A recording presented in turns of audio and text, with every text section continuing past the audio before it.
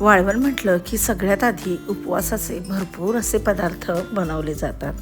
त्यातलाच एक म्हणजे अगदी पॉपकॉर्नसारखी चौपट फुलणारे उपवासाचे साबुदाण्याचे सांडगे आज आपण बनवणार आहोत। नमस्कार मैत्रिणींनो, मी माधुरीज कुकिंग अँड लाईफस्टाईलमध्ये तुमचं खूप खूप स्वागत करते।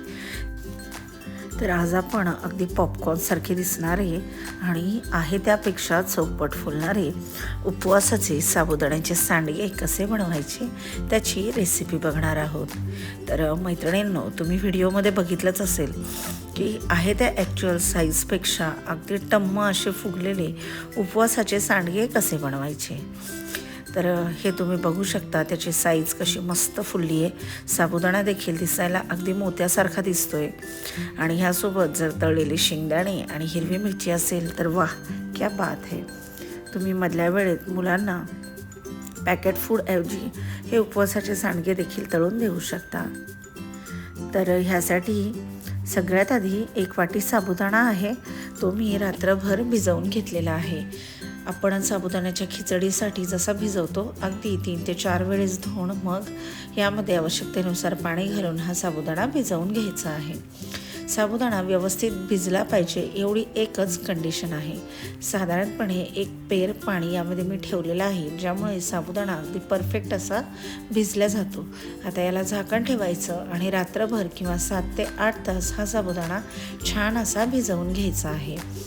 आता सकाळी तुम्ही बघू शकता साधारणपणे 8 तासानंतर साबुदाणा छान असा भिजलेला आहे आणि ह्यामध्ये आपण साबुदाणा आणि बटाटा हे दोनच जिन्नस फक्त वापरणार आहोत आणि बटाटा उकडण्याची वगैरे अजिबात गरज नाही आहे। 1 वाटी साबुदाण्यासाठी मी 3 मध्यम आकाराचे बटाटे इथे घेतलेले आहेत। सगळ्यात आधी बटाट्याची व्यवस्थित साल काढून घ्यायची आहे आणि त्यानंतर पुढची प्रोसेस आपण करणार आहोत। तुम्हाला उपवास स्पेशल वाळवण रेसिपीमध्ये कुठली रेसिपी बघायला आवडेल तुम्ही मला कमेंट करून नक्की सांगू शकता। मी त्याचा व्हिडिओ तुमच्यापर्यंत पोहोचवण्याचा नक्की प्रयत्न करेल। त्याआधी तुम्ही जर चॅनलवर नवीन असाल तर चॅनलला लाईक करा, शेअर करा आणि सबस्क्राईब करायला विसरू नका। आता दुसरीकडे मी स्टीमरमध्ये पाणी उकळण्यासाठी ठेवलेलं आहे। तुमच्याकडे जर स्टीमर नसेल तर तुम्ही एखाद्या कढईमध्ये देखील पाणी उकळण्यासाठी ठेवू शकता। आता एक पसरट भांडं किंवा ताट घ्यायचं, त्यामध्ये पाणी घ्यायचं आणि बटाटे असे जाडसर याचा किस पडेल अशा किसणीने किसून घ्यायचे आहे।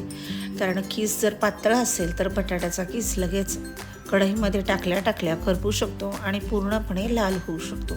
त्यामुळे हा बटाट्याचा किस आपल्याला मोठा आणि जाडसरच हवा आहे आणि पाण्यामध्ये किसल्यामुळे हा बटाट्याचा किस अजिबात काळा पडत नाही किंवा लाल पडत नाही। त्यामुळे यामध्ये पाणी घेणं खूप आवश्यक आहे। ह्या पद्धतीने मी 3ही बटाटे किसून पाण्यामध्ये ठेवलेले आहे। दुसरीकडे जो भिजवलेला साबुदाणा आहे तो मी एका परातीमध्ये काढून घेतलेला आहे। तुम्ही एखादं पसरट भांडं देखील घेऊ शकता। तर हा साबुदाणा छान मोकळा असा करून घ्यायचा आहे।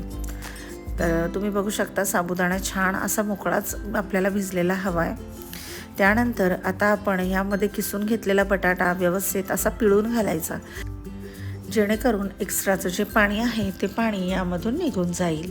आणि तुम्ही बघू शकता पाण्यामध्ये बटाटा किसल्यामुळे आणि तसाच ठेवल्यामुळे बटाट्याचा किस अजिबात काळा वगैरे पडलेला नाही आहे। आता हा बटाट्याचा किस पिळून यामध्ये घातल्यानंतर ह्यामध्ये आपण घालून घेणार आहोत चवीपुरतं मीठ आणि त्यानंतर मी साधारणपणे 4 ते 5 हिरव्या मिरचीचा इथे ठेचा करून घेतलेला आहे, तो आपण ह्यामध्ये ॲड करून घेणार आहोत। तुम्ही ह्यामध्ये चिली फ्लेक्स देखील घालू शकता, दिसायला ते देखील अतिशय मस्त दिसेल। पण मी इथे हिरवी मिरचीचा ठेचा घालून घेतलेला आहे। तिखटाचं प्रमाण तुम्ही तुमच्या आवडीप्रमाणे कमी जास्त करू शकता आणि मिठाचं प्रमाण थोडंसं कमी ठेवायचं, कारण वाळवणाचे पदार्थ वाळल्यानंतर एखाद्या वेळेस खारट होऊ शकतात। आता ह्या हिरवी मिरचीचा ठेचा घातल्यानंतर हे सगळं साहित्य व्यवस्थित असं एकजीव करून घ्यायचं आहे। तुम्ही स्टीमर नसेल तर कुकरमध्ये देखील त्याला 5 मिनिटभर वाफ देऊन घेऊ शकता, पण त्यासाठी तुम्हाला कुकरचं झाकणाची शिट्टी काढावी लागेल। आता हे सगळं साहित्य व्यवस्थित असं मिक्स करून घ्यायचं आहे. तर मैत्रिणींनो, हे सांडगे अजिबात कडक होत नाही. साबुदाणा तर अगदी मोत्यासारखा छान अगदी टपोरा असा दिसतो आणि खायला देखील खूप मस्त असे हे सांडगे लागतात. उपवासाला तुम्ही खाऊ शकता किंवा इतर वेळेस देखील मुलांना तळून देऊ शकता. आता हे सगळं व्यवस्थित एकत्र केल्याच्या नंतर आपल्या स्टीमरच्या ज्या प्लेट्स आहेत त्यामध्ये मी हे सगळं मिश्रण घेऊन फक्त 5 ते 6 मिनिट याला वाफ देऊन घेणार आहे. ज्यामुळे काय होईल, सांडगे कडक न होता मस्त अगदी चौपट फुलतील. तर हे व्यवस्थित असं मिक्स झालं आहे. दुसरीकडे पाण्याला छान अशी उकळी देखील आलेली आहे. आता स्टीमरची प्लेट घ्यायची आणि त्यामध्ये हे मिश्रण टाकून याला वाफवून घ्यायचं आहे. तर मी आधी सांगितल्याप्रमाणे स्टीमर नसेल तर एक कढई घ्या, कढईमध्ये पाणी घाला आणि आपली जी कढई असते किंवा एखादी प्लेट असते ती खाली ठेवा आणि त्यानंतर कुकरच्या डब्यामध्ये हे मिश्रण ठेवून 5 ते 6 मिनिट वाफ देऊन घ्या. आता हे थोडंसं जास्ती असल्यामुळे एकाच प्लेटमध्ये बसत नाही आहे, तर मी 2 प्लेटमध्ये याला ठेवून साधारणपणे 6 मिनिटभर याला वाफ देऊन घेतलेली आहे. पण त्याआधी स्टीमरमधलं जे खालचं पाणी आहे ते उकळून घेणं खूप महत्त्वाचं आहे. ह्यामुळे जी प्रोसेस आहे ती लवकर होते आणि अगदी प्रॉपर होते. आता 6 मिनिटानंतर हे जे मिश्रण आहे याला छान असं वाफवून घेतलेलं आहे आणि परातीमध्ये असं पसरून ठेवलेलं आहे. थंड झाल्यानंतर आता आपण याचे सांडगे बनवून घेणार आहोत. आता मी एक प्लास्टिक पेपर घेतलेला आहे आणि त्यावर छोट्या छोट्या आकारामध्ये हे सांडगे असे बनवून घेते आहे. सांडगे शक्यतोवर छोट्याच आकारामध्ये बनवा, कारण कढईमध्ये तळायला घेतल्यानंतर ते चौपट फुलतात आणि त्याचा आकार खूप मोठा होतो. आणि हे सांडगे 2 दिवस उन्हामध्ये व्यवस्थित प्रॉपर असे वाळवून घ्यायचे आहे. तुमच्याकडे जर ऊन येत नसेल तर काहीच हरकत नाही, तुम्ही फॅनमध्ये देखील हे सांडगे बनवून घेऊ शकता. तर तुम्ही बघू शकता, दिसायला अतिशय सुंदर असे दिसत आहेत, खायला तर अगदी भन्नाट अशी चव झालेली आहे. ह्याच पद्धतीने मी सगळे सांडगे बनवून घेतले. याला 2 दिवस छान असं उन्हामध्ये सुकवून घेतलेलं आहे आणि उन्हात सुकवल्यानंतर हे मस्त अगदी कडक असे छान वाळलेले आहेत, तुम्ही बघू शकता.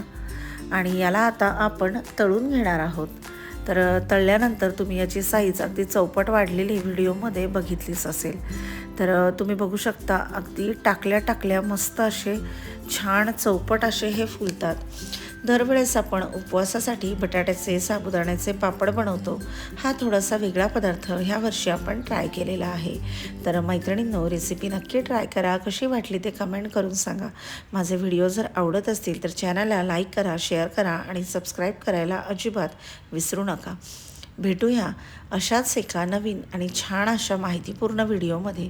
तोपर्यंत तुम्हा सगळ्यांना खूप खूप खूप धन्यवाद.